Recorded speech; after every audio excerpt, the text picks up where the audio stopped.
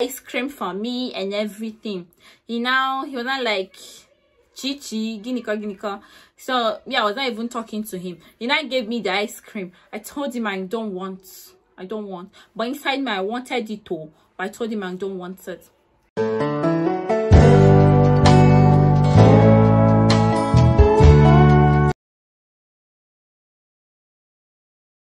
Hi guys, welcome back to my channel. It's your girl here again, Peppy. To all my new subscribers, I see you guys. Thank you so much for subscribing to my channel. To my oldies, thank you guys for the support always. I really appreciate it. And if you just coming across this video or you're seeing this face for the first time and you've not subscribed, what are you waiting for?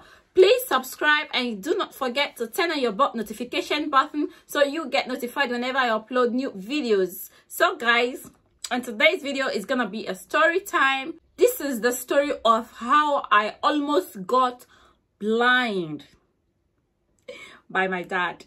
Yeah, way back in secondary school, I didn't go to a boarding school. My two junior sisters did. I went to a day school, so a private Christian day school. And you know, then like all the adults, mostly, not all anyways, mostly adults, the mothers always love to keep us at home and, you know, teach us some necessary things we ought to know, because most mothers believe that when the adults go to the secondary school, adults means the first daughters, when we go to boarding schools, we end up not knowing or learning how to cook so fast. So I didn't go to a boarding school. I went to a day school. Not just cooking, you know, they just want that situation where they'll have their eyes on you, you know, everything you do, the guys will talk to you and all that. So I went to secondary school, but it was a mixed school anyways. So growing up, I wasn't really that kind of a stubborn child. I wouldn't say I was stubborn. But on this particular day, I was in SS3, and that was on a Friday. It was on a Friday evening. My dad suddenly came back and was like, we are all traveling to the village that Friday to come back on Monday. So I was like, and I told my dad, no, that we would love to come back on Sunday, so that, because whenever we need to go to school, you know, Mondays are always like, Mondays you always be done and all that, let us come back on Sunday so that we will not prepare on Sunday for school and then go peacefully to school on Monday, because he wanted us to come back on Monday, prepare for school, and he would drive us to school. I kept saying us. It was actually my brother and I, because we were in the same school. So, and unfortunately, I already washed my school uniform, but I hadn't ironed it. So we traveled to the village, right? We got to the village. I kept telling my dad that he should take us home on Sunday so we can be able to go to school on Monday. And my dad is not actually the talking type of dad. Like, he's so cool. Like, he wasn't even replying. Or sometimes he won't tell you, okay. That okay doesn't mean he's taking you back, just for you to stop blabbing. So I thought my dad would take us back on Sunday. This man did not take us back. So on Monday morning, and my mom was also in the village with one of my aunties that came back, I think from Ghana or London then. She used to live in London. So she was also in the village with her. I don't remember actually what was going on or why we even traveled to that village. I can't remember. So on Monday morning, my dad took us back so we can get ready immediately, so fast. And then actually we live in Inewi, and from Inewi to my place it's like 15 minutes. It's very close. So that was why he wanted to just drive us back on Monday. We'll prepare for school and then he will take us to school, like just like that. So on Monday, before he drove us home, I told him that, Dad, I'm not going to school again. Was like, why? And I told him that I didn't get to iron my school uniform. It was like, why didn't we bring it back to the village and iron it? But I told him, but I told you, and I told him, I told you to take us back on Sunday. You said okay.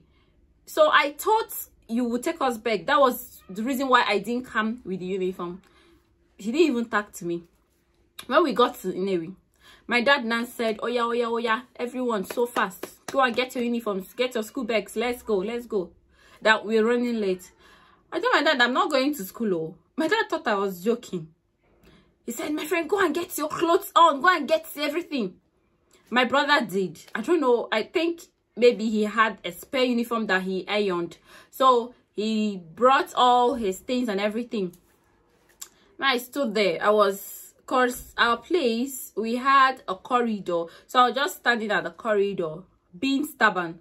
So my dad went inside, came out, and was like, so you're still here. Go and get your things and enter the car. Let me take you guys to school. I told him, Dad, I'm not going to school today. I don't want to go. I didn't iron my uniform. He didn't talk. He just went inside and came out with a cane. And see, guys, my dad doesn't beat me.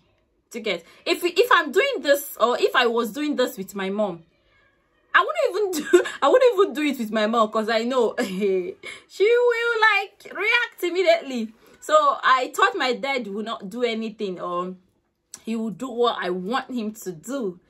Yeah, because he always does that those days.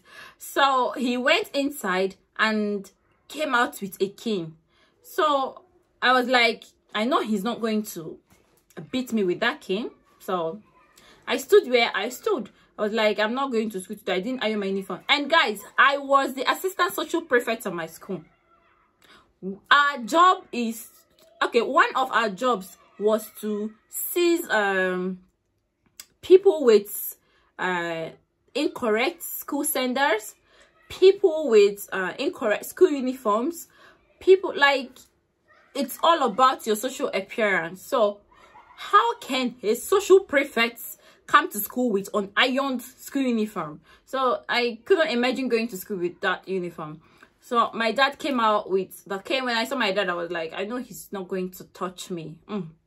Immediately, he raised the cane up. Like, immediately he raised the cane up. The last thing I saw was darkness. The cane landed on my left eye. I closed my eyes like this, like I closed both eyes and screamed. Like I screamed so loud that all the neighbors, now like not all the neighbors, like few of them just rushed out. I screamed. My dad just went back into the room. He was so angry. So one of my mom's friend now came upstairs. I was like, what happened? What happened? What happened? She now removed my hand from my eyes and there was blood. Like, she screamed too. So when my dad now came out and saw what happened, you know, men now, he did not really like, hey, or became so scared like that. He was just calm. But with the look on his face, he was really, really hurt. And he didn't expect that to happen. So the woman now took me downstairs and took me to her place. And so later when my dad came out, okay, and I ended up not going to that school. My dad now took my brother to school. So when the school, I stayed in the woman's place. Ngozi's mom, I think Ngozi is watching this video right now. So when my dad now came back with my brother in the afternoon, so that we will go back to the village again, because we were supposed to travel back to the village again and probably come back finally that evening or the next day. So when he now came back with my brother, he bought ice cream for me. But before then, my wound was already treated. I took a mirror. Like, that mirror stayed with me till my dad came back. I took the mirror and was looking at my face. I was like, why did I not wear this rumpled uniform to school? Why? If you see my eyes, guys, like, God, I was like someone who stole something and they beat, like a thief that they beat the hell out. You know, some thieves that they beat, the way their eyes will not pop out, the way they look like. My eyes was so bad. I was like, am I going to go blind? Will I see with these eyes again? It was so bad. So the woman took me to the hospital and everything. So when my dad now came back with my brother, he bought ice cream for me and everything. He was not like chichi ginika. So yeah, I was not even talking to him. He now gave me the ice cream. I told him I don't want, but inside me I wanted it too, but I told him I don't want it. So he now said, let's go back to the village. I took my ice with me. So I sat behind the car. At a point while driving, he will be looking at me through the mirror, like behind me. I'll be eyeing him. I was so I was so angry. The eyes were so bad, guys. Like, it was not open, so swollen with it was so bad. So when we now got home, my mom, like, I knew the reaction. Like, I know my mom, like, she's so, things scares her so easily, and I know that if she sees me she'll be so scared. She might think that I ain't gonna see again. So when my mom now came out, like when we came back now, so she came out with my auntie. Immediately my mom saw me, she was taken aback a little bit. She was like, ah. She started crying. She was like, what happened? So my dad was like, it's a small thing. And I told my mom everything that happened. So my mom now begged my dad to never ever punish me like that again. Never. To hit me or anything. So guys, when we now went back to Inewi and I started school after everything was a bit better, got better, I went back to school with my school uniform ironed.